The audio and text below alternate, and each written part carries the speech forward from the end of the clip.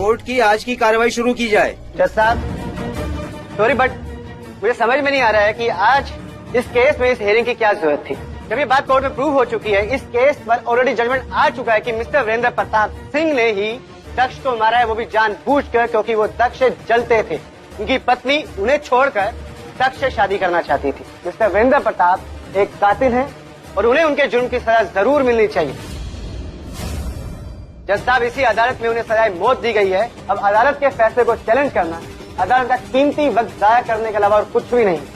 Defence, अगर आपके पास इस केस को रीओपन करने के लिए कोई ठोस एविडेंस या बेस हो तो यू कैन प्रोसीड।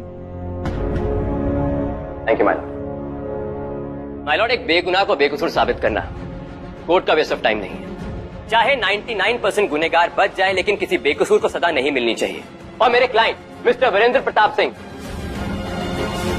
बेगुनाह है माय लॉर्ड, और ये मैं कोर्ट में साबित कर दूंगा कि उन्होंने गोली दक्ष को डराने के लिए चलाई थी, ना कि उसको मारने की।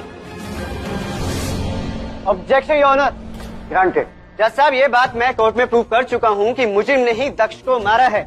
अगर वो उनको डराने के लिए गोली चलाते, उनके हाथ में, पाँव में कहीं भी गोली चला सकते थे ना, उनके सीने पे क्यों?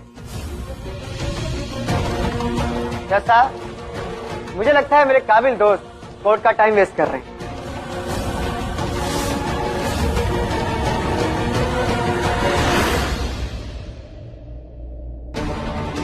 आई थिंक कि आप केस को स्टडी करना भूल गए, वरना इस केस को रीओपन करने की जरूरत ही नहीं पड़ती।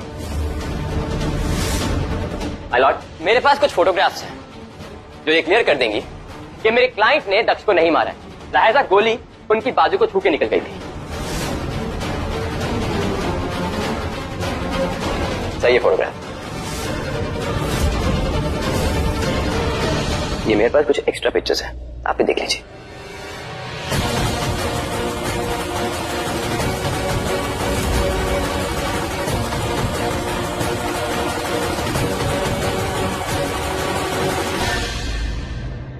माय लॉर्ड, इसके अलावा मेरे पास और भी एक एविडेंस है जो ये प्रूव कर देगा कि मेरे क्लाइंट बेकसूर है।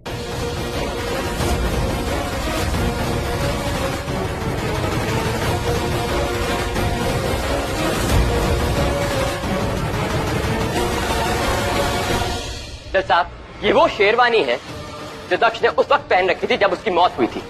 जैसे कि आपने इन फोटोग्राफ्स में देखा, दक्ष की बाजू पे गोली का निशान है, ठीक वैसा ही निशान, वहीं से ये शेरवानी फटी हुई, जो ये क्लियर करता है कि मेरे क्लाइंट ने जो दक्ष पे गोली चलाई थी वो उसके सीने पे नहीं, उसकी बाजू पे लग के निकली थी।